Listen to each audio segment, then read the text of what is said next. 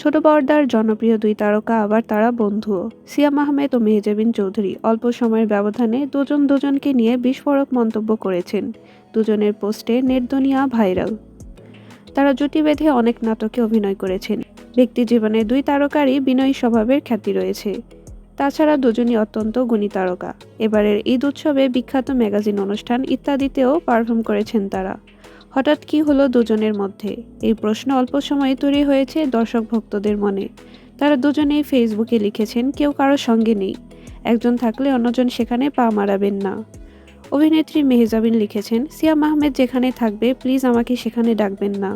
এদিকে মেহজাবিনের কিছুক্ষণ পরই সিয়াম তার ফেসবুকে পোস্ট লিখেছেন, মেহজাবিনও যেখানে থাকবে আমার সেখানে যাওয়ার কোনো ইচ্ছা নাই। তাদের পোস্টের পর অসংখ্য ভক্ত অনুরাগীদের কমেন্টের বন্যা বয়ে গেছে।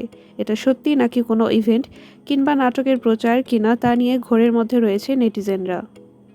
সো ভিউয়ার্স, আপনাদের কাছে কি মনে হয় কমেন্টে অবশ্যই জানাবেন।